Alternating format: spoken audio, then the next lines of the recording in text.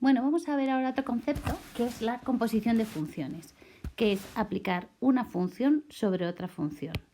Y esto lo vamos a notar de esta manera, que lo pone aquí, ¿vale? F o G, ¿sí?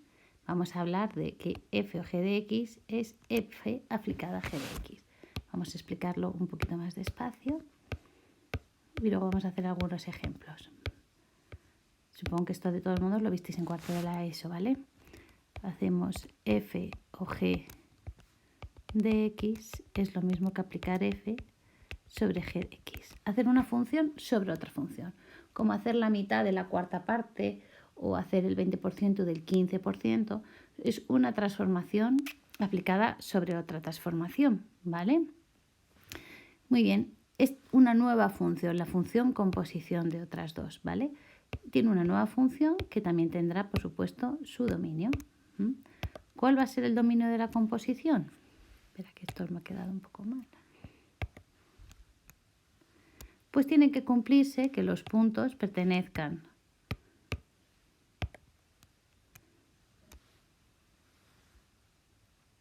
tiene que ser que exista g de x y además que pertenezca al dominio de f, ¿vale?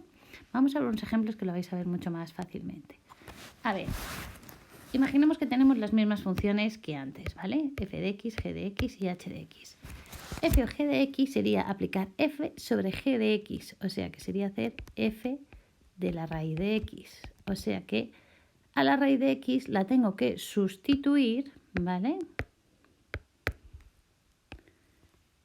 por la x en la expresión original. Esto significa que sería la raíz de x elevado al cuadrado, que como sabéis se va y me queda x. Esa sería la composición. Ojo que esto, si le damos la vuelta a las funciones, en general la composición no es conmutativa. G o f de x ahora sería aplicar g sobre f de x. O sea que esto sería la raíz de lo que me queda ahora al sustituir, igual que antes, g de x aquí. Es decir, sería la raíz de x al cuadrado. Bien, una vez más me vuelve a dar x, pero como veréis más adelante, esto no ocurre siempre. Vamos a ver quién es g o h. Sería g aplicado a h de x. O sea que es g la raíz de h de x, x más 1. En cambio, h o g sería h de g de x. Ahora, donde existe la x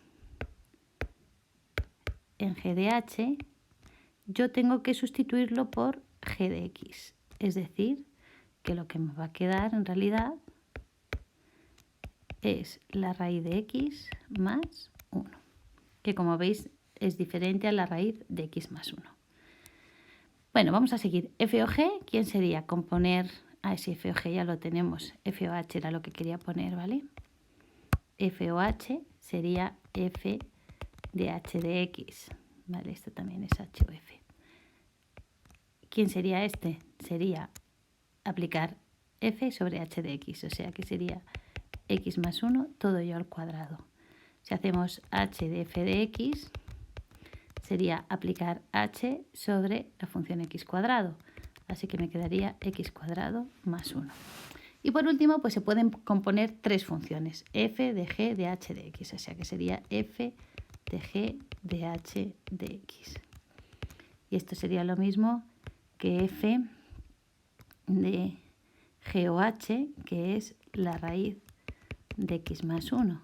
Y esto es lo mismo que la raíz de x más 1 al cuadrado, que me quedaría x más 1.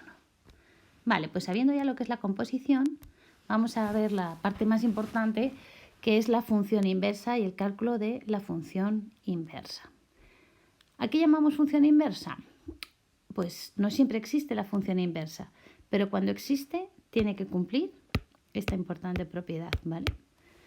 Que es que al componer una función con su inversa obtengo la identidad, es decir, x. Era lo que nos ha pasado antes con x al cuadrado y raíz de x, que cuando las componía, tanto de izquierda a derecha como de derecha a izquierda, entonces nos daba la identidad, nos daba x. Entonces a eso le llamamos función inversa. ¿Cómo se calcula la función inversa? Bueno, pues yo creo que lo visteis el año pasado, pero son 3 pasos. Primero, cambiamos la variable x por la variable y, después despejamos la variable y. Y esa expresión que obtenemos es justamente la función inversa. Vamos a ver unos ejemplos. Bueno. ¿Cuándo existe la función inversa? Cuando la función es inyectiva. Y esto quiere decir que no hay dos valores que tengan la misma y. ¿Sí? Por ejemplo, una parábola no va a tener una función inversa en todo su dominio, puesto que hay dos valores, bueno, hay muchos valores que tienen la misma imagen. Esta función no sería inyectiva. Por lo tanto, no va a tener una inversa en todo su dominio. Lo que sí que podríamos hacer es quitar la mitad y entonces sí podríamos determinar la inversa de esa rama de parábola, pero no de la parábola completa, ¿vale? Aquí arriba tenéis la definición matemática de función inyectiva. Para cualquier valor de su recorrido existe un valor único de su dominio que haga que la función f de x sea igual a y, ¿vale?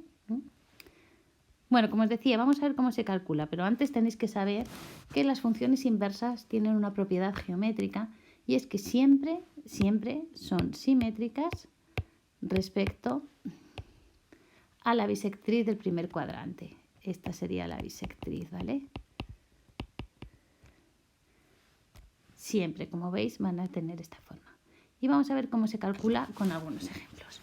Bueno, pues paso a paso. Como hemos dicho, hay que hacer 3 pasos, ¿vale? El primero, tenemos que cambiar la coordenada y por la coordenada x. Podríamos suponer que esto es igual a x al cuadrado menos 1. Pues ahora lo que voy a hacer es voy a cambiar donde antes ponía y, ahora pongo x y viceversa. Es decir, x va a ser igual a y al cuadrado menos 1. El segundo paso va a ser despejar la y. Tendríamos que y al cuadrado es igual a x más 1. Por lo tanto, y sería más menos la raíz de x más 1. Este es uno de los ejemplos que os he dicho antes de función que no es inyectiva. Por lo tanto, no va a tener una función inversa en todo su dominio. ¿Qué vamos a hacer en este caso entonces? Esta función x cuadrado menos 1 es igual a 0. Es esta parábola de aquí, que como veis no es inyectiva.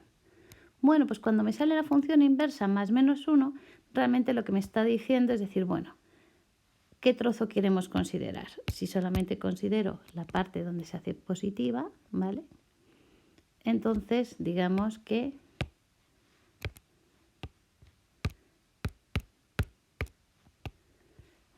el dominio de esta función sería, al hacer ahora el simétrico, va a ser tal que así. Vamos a considerar ahora, perdón, voy a escribirlo mejor así, como 2 posibilidades para que se vea más claro. Sería que f a la menos 1 de x es la raíz de x más 1 en el intervalo de 0 a más infinito, ¿vale? Y f a la menos 1 de x sería menos la raíz de x más 1 en el intervalo que va desde menos infinito hasta el 0, ¿vale? Digamos que la función inversa habría que definirla en 2 trozos, ¿vale? Porque no es inyectiva, ¿sí? Así que f a la menos 1, como hemos visto, sería la raíz de x más 1 en 0 más infinito, que es el trozo que tengo representado. Bueno, pues si lo representamos geométricamente, hemos dicho que tiene que ser simétrica a la bisectriz del primer cuadrante. Bueno, pues vamos a comprobar que esto es así de verdad, ¿vale? Vamos a dar valores a esta función x más 1. ¿Cuál sería el dominio de esta función? Pues no es a partir de desde el menos 1, del menos 1 hasta el más infinito. En el menos 1 voy a tener 0, la voy a pintar de verde para que se vea más clara. En el menos 1 va a valer 0 en el menos 1 vale 0. Y por ejemplo en el 3 pues valdría 2. Y en el 0, perdón, valdría 1. Así que en el 0 valdría 1 y en el 3 valdría 2. Así que esto va a ser tal que así. Que como veis va a quedar una función simétrica respecto a la bisectriz del primer cuadrante. ¿Vale? Vamos a hacer ahora otro ejemplo tomando una función exponencial que siempre os cuesta más trabajo. Bueno, pues aquí tengo que la función sería y es igual a 2x más 1. Cambiamos la variable x por la variable y me quedaría que x es igual a 2 elevado a y más 1. ¿Y cómo despejamos esto?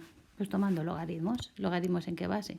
Pues logaritmos en base 2. Hago logaritmo en base 2 de x es igual al logaritmo en base 2 de 2 elevado a y más 1. Que esto es exactamente y más 1.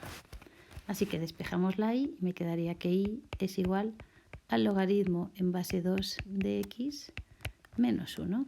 Así que la función inversa, en este caso, sería el logaritmo en base de x, en base 2 de x menos 1. ¿Vale? Si representáramos ambas funciones, pues nos quedaría algo así. 2 elevado a x más 1, pues me daría en el menos 1, daría 0. En el 0 me daría 2. En el menos 2, 2 elevado a x más 1. En el 0, perdón, sí me daría 2. En el 1 me daría 4. En el menos 2 me daría menos 1 medio. O sea que sería esta gráfica de aquí.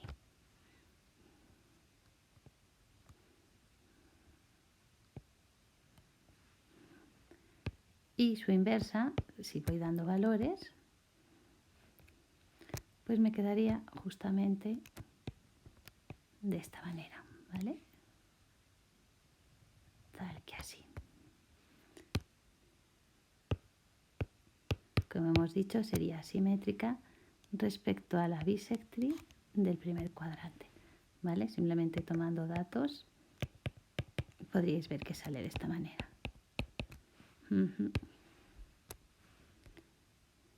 Y bien, como último vamos a hacer este ejemplo. Este sería y es igual a x partido por x menos 1. Vamos a cambiar el color para no volvernos locos. Cambiamos la variable, me quedaría x es igual a y partido por y menos 1. Pasamos multiplicando. X y menos x es igual a y. Esto me quedaría que xy menos y es igual a x. Saco factor común y me quedaría que y por x menos 1 es igual a x.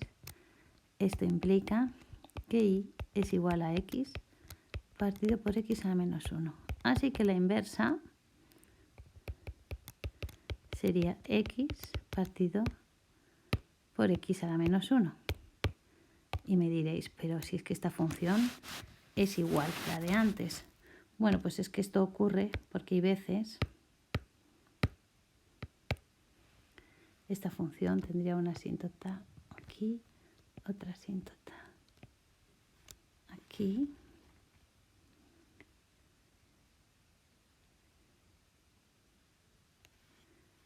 Vale, y la gráfica sería algo como así. No, perdón, esto lo he hecho bien. Ahí sería. Y es que esta gráfica ya es simétrica respecto a la bisectriz del primer cuadrante. Como veis, si la dibujamos un poquito mejor, la gráfica es simétrica respecto a la bisectriz del primer cuadrante. Por lo tanto, a veces ocurre que f a la menos 1 de x es igual a f de x. Y en el siguiente vídeo pues ya empezaremos a hablar del límite